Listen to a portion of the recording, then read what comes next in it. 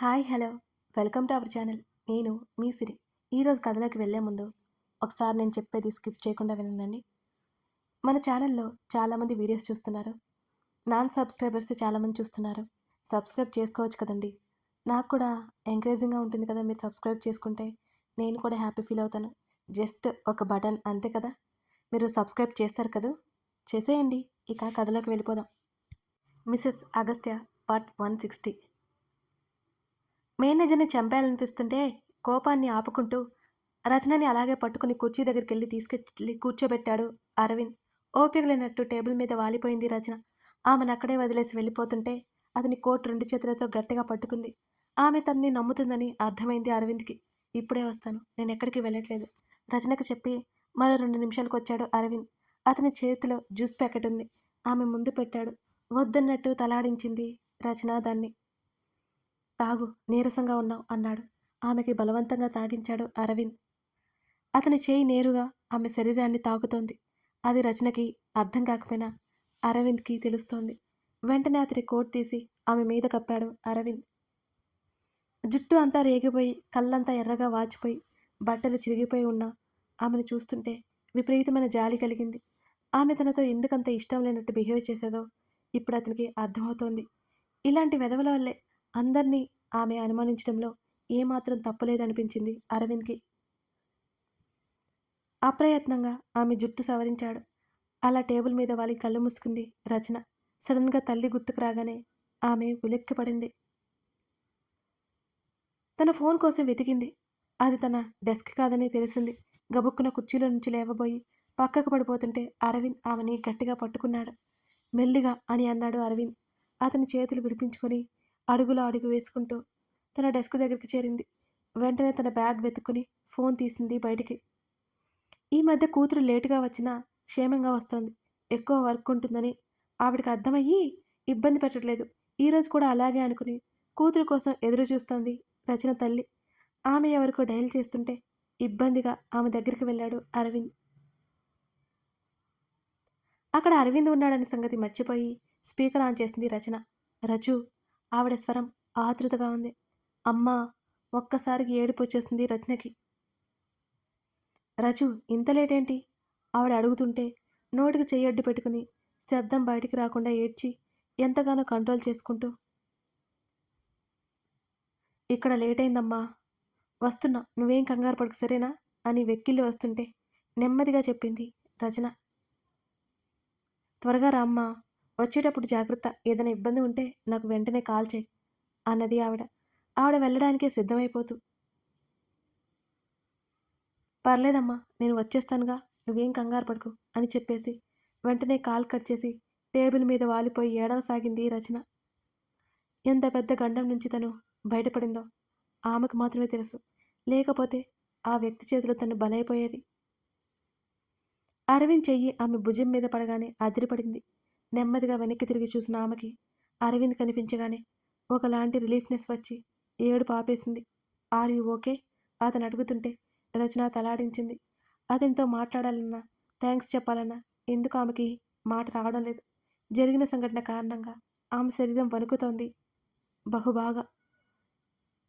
ఇప్పుడు ఈ డ్రెస్తో ఇంటికి వెళ్తే తన తల్లికి అనుమానం వస్తుంది. డ్రెస్ మార్చుకున్న అనుమానం వస్తుంది.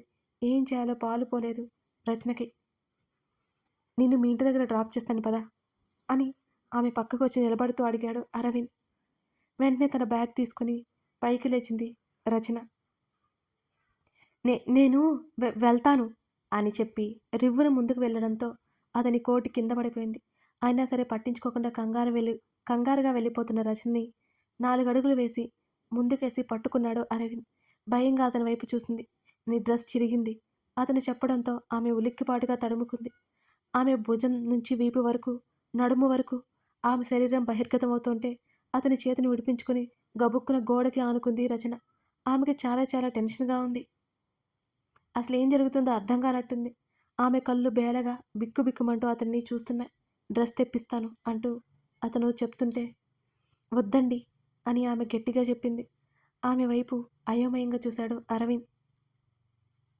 ఇది చాలు, రేపిచ్చేస్తాను అంటూ కింద పడిన అతని కోట్ తీసుకుంటూ అన్నది. తల్లికి ఏం చెప్పాలో డిసైడ్ అయిపోయింది రచన. కింద పడిన కోట్ తీసి ఆమె ముందర పెట్టాడు. అది చుట్టూ కట్టుకొని బటన్స్ పెట్టుకుంది. నేను తీసుకెళ్తాను పద, ఇక నువ్వేం చెప్పకు. ఆమె వద్దంటుందని తెలిసి గట్టిగా చెప్పాడు అరవింద్. అతనితో పాటు మౌనంగా బయటికి నడిచింది రచన. ఇప్పటి వరకు ఆమె అలాంటి వారు కారే ఎక్కలేదు. లోపల కూర్చొని కానీ ఆమె శరీరం అంతా చల్లగా అయిపోయింది. అరవింద్ కార్ స్టార్ట్ చేశాడు. ఆమె బిక్కుబిక్కుమంటూనే కూర్చుంది. అడ్రస్ అని అడిగిన అతని వంక ఆమె వింతగా చూసింది. అంటే ఆ రోజు అతను తనని ఫాలో అవ్వలేదా? రచన అడ్రస్ చెప్పింది. అతని కారు అటువైపుకి వెళ్తోంది. వెంటనే గబగబా కళ్ళు తుడుచుకుని జుట్టు అంతా సరిచేసుకుంది రచన. ఒకసారి తనను తాను చూసుకుని ముడుచుకుని కూర్చుంది ఆమె. తన తల్లికి ఇవన్నీ తెలియకుండా ఉండవు కానీ ఏం చెప్పాలి? జరిగింది చెప్తే ఉద్యోగం మానేయమంటుంది. అప్పుడు ఎలా బ్రతకాలి వాళ్ళు? సార్, ఆమె పిలిచింది. ఆమె పిలుపుకి తల తిప్పి చూశాడు అరవింద్. ఆమె కళ్ళు మూసుకుపోతున్నాయి. నేను వస్తుంటే మేనేజర్ ఏదో గుచ్చాడు అంటూ ఆమె మెడ దగ్గర చూపించింది రచన. మాట్లాడుతూనే ఆమె ఒక పక్కకి వాలిపోయింది. ఒక్కసారిగా కంగారు వేసింది అరవింద్కి. కారు పక్కకు ఆపి అతని కోట్ ఆమె మెడ దగ్గర తప్పించి పరీక్షగా చూశాడు. అక్కడ నీడిల్ మార్క్ కనిపించింది. గాడ్ అనుకుంటూ ఆమె చెంపలు తట్టి రచన మేల్కొనలేదు. వెంటనే అతని కారు హాస్పిటల్ వైపుకి మళ్లించాడు అరవింద్. హాస్పిటల్కి వెళ్తుండగానే రచన ఫోన్ మోగుతుంటే మెల్లిగా బయటికి తీశాడు అరవింద్. ఆమె తల్లి నుంచి కాల్ వస్తుంటే చెప్పాలా లేదా అర్థం కాలేదు అతనికి. తల్లి దగ్గర ఇంత విషయం కూడా దాచిపెడుతున్నా రచన నిస్సహాయతకు అతనికి జాలి కలిగింది. కానీ అతనికి చెప్పాలనిపించింది. తను కాల్ మాట్లాడితే ఆమె కంగారు పడుతుంది. కానీ తప్పదనుకుని కాల్ లిఫ్ట్ చేశాడు అరవింద్. యాక్సిడెంట్ అయిపోయిన 20 రోజులకు గాను కళ్ళు తెరిచింది శ్రీకళ. ఆమె స్ట్రెస్ తీసుకుంటకుండా డాక్టర్లు పక్కనే ఉండి అబ్జర్వ్ చేస్తున్నారు. విషయం తెలిసిన రామ్ పరుగున లోపలికెళ్ళాడు. అప్పటికే ఆమె కళ్ళు మూస్తూ తెరుస్తూ సీలింగ్ వైపు చూస్తోంది. ఆ వార్త రామ్కి ఎంత సంతోషాన్నిచ్చిందో అతను మాటల్లో చెప్పలేడు. కాసేపటికి మళ్ళీ కళ నిద్రలోకి జారుకుంది. రామ్ కంగారు పడ్డాడు బాగా. ఏం పర్వాలేదని డాక్టర్స్ చెప్పడంతో అతను కుదుటపడ్డాడు. కళ ఇవాళ రేపు మేల్కొంటుంది అని అతనికి నమ్మకం వచ్చేసింది. కానీ ఆమె బిడ్డ గురించి అడిగితే ఏం చెప్పాలి తను? అదో పెద్ద బాధ అయిపోయింది రామ్కి. కడుపులో ఉన్న పిండం 3 నెలల ముచ్చటైపోయింది, కరిగిపోయింది. ఆ రోజు సాయంత్రం మళ్ళీ కళ మేల్కొంది. ఆమె శరీరం బక్కచిక్కిపోయినట్టు సగమైపోయింది. ఆమె చెంపలు లోపలికి పీక్కుపోయాయి. ఆక్సిజన్ మాస్కు డాక్టర్లు తీసివేశారు. డాక్టర్స్, నర్స్ మరికొందరు అక్కడ ఉన్నారు. ఆమెకు మెమరీ లాస్ అయ్యే అవకాశం కూడా ఉండొచ్చని డాక్టర్ ముందే చెప్పాడు. రామ్ని ఆమె ముందరకు తీసుకొచ్చారు.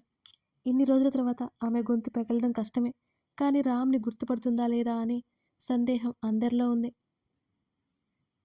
రామ్ రాగానే ఆమె మౌనంగా చూసింది. రామ్కి భయం వేసింది. కళ కాస్త ముందుకు వంగి ఆమెను పిలిచాడు మృదువుగా. అతని వైపు చూస్తుండగానే ఆమె కన్నులు పెద్దవయ్యాయి. రామ్ కళ్ళల్లో నీళ్లు నిండుకొని ఆమె రూపం కనిపించకపోవడంతో కళ్ళు తుడుచుకున్నాడు రామ్. మృదువుగా ఆమె చేతిని అందుకుని పిలిచాడు మళ్ళీ. కళ. ఆమె పెదవులు కదిలాయి కానీ మాట బయటికి రావడం లేదు. కళ, నేనెవరో గుర్తుంది కదా? రామ్ అడుగుతున్నాడు. ఆమె కంగారు పడిపోయింది. హార్ట్ బీట్ ఒక్కసారిగా పెరిగిపోయింది కళకి. కళ, నువ్వు టెన్షన్ పడుకు, నీకేం కాలేదు, నువ్వు చాలా బాగున్నావు, చాలా చాలా బాగున్నావు. ఆమె చెంపలు పట్టుకుని రామ్ సర్ది చెబుతున్నాడు. ఆమెకి కాసేపటికి కుదురుకుంది. యాక్సిడెంట్ అయిన సంగతి పదే పదే గుర్తుకొస్తుంటే ఆమె మైండ్ పోతున్నట్టే ఉంది. బావా, బావా ఆమె పెదవులు కదుపుతోంది. కానీ శబ్దమైతే రావడం లేదు. నేను గుర్తున్నాను కదా, నేను గుర్తున్నాను కదా రామ్ అడుగుతుంటే ఆమె కళ్ళార్పింది. అప్పటి వరకు అతనిలో ఉన్న దిగులు ఎటో పోయి కన్నీళ్లు చప్పున చెంపల మీదకి జారిపోయాయి రామ్కి. అతని పెదవుల మీద చిరునవ్వు మెరిసింది.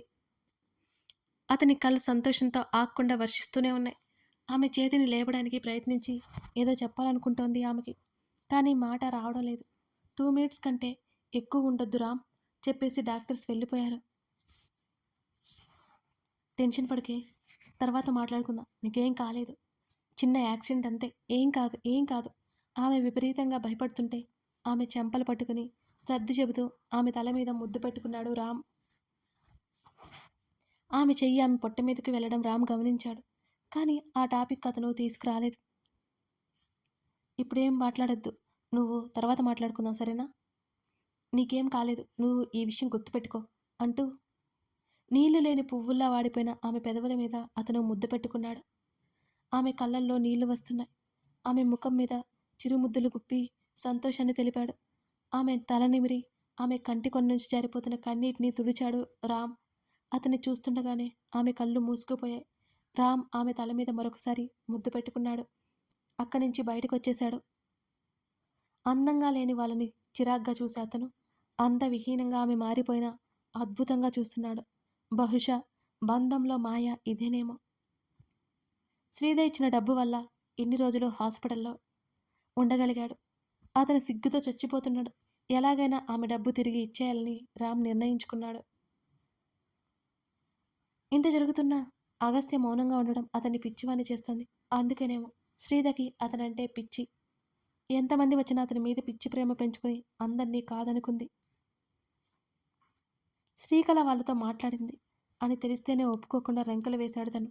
కానీ అగస్త్య ఆమె మాట కాదనలేకపోయాడు. ఆమె కోసం ఏదైనా చేయగలడు. అతనికి తనకి ఉన్న తేడా ఇదేనేమో. రచన తల్లి గురించి కాల్ వస్తుంటే చెప్పాలా లేదా అర్థం కాలేదు అతనికి. తల్లి దగ్గర ఇంత విషయం దాచిపెడుతున్న రచన నిస్సహాయతకి జాలి వేసింది. కానీ అతనికి చెప్పాలనిపించింది. తను కాల్ మాట్లాడితే ఆమె కంగారు పడుతుంది. కానీ తప్పదనుకుని కాల్ లిఫ్ట్ చేశాడు అరవింద్.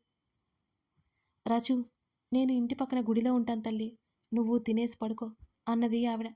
అరవింద్కి ఏం మాట్లాడాలో అర్థం కావడం లేదు. రచు, నాకేం వినిపించడం లేదే. ఇక్కడ గొడవగా ఉంది.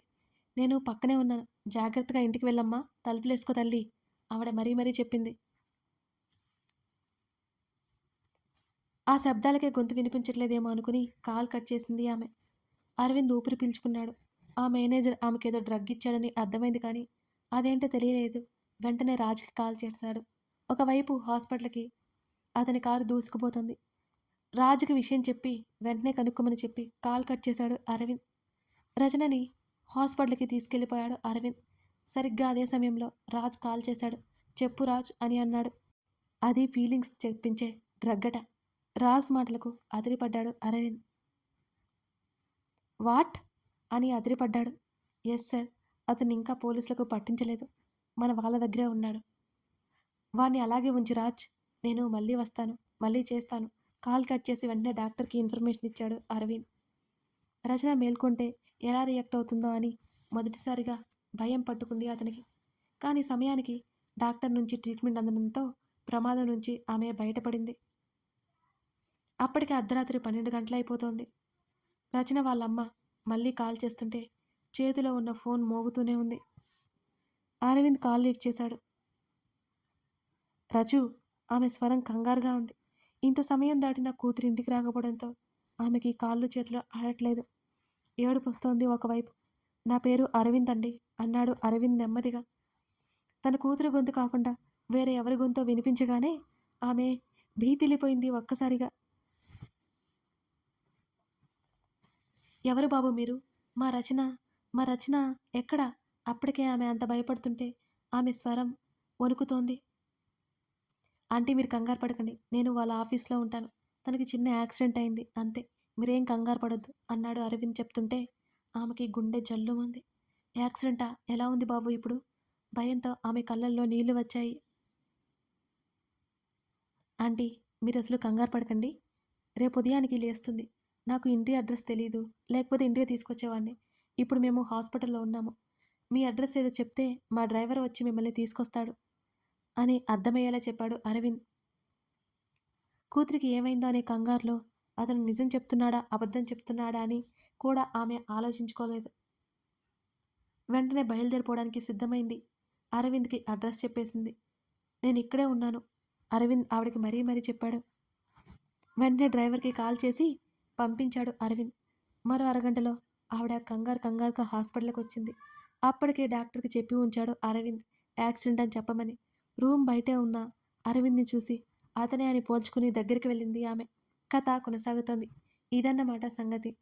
అరవింద్ రచనని కాపాడేశారు. అసలు వీళ్ళ కథకి మిస్సెస్ అగస్త్య కథకి సంబంధం ఏంటో మీకు త్వరలోనే అర్థమవుతుంది. మిస్ చేయకుండా ఈ కథను చూసి ఆదరిస్తారని ఆశిస్తున్నాను. ఇంతకీ మీరంతా లైక్ చేశారా? చేయకపోతే ఇప్పుడే లైక్ చేయండి. Thank you for watching this video.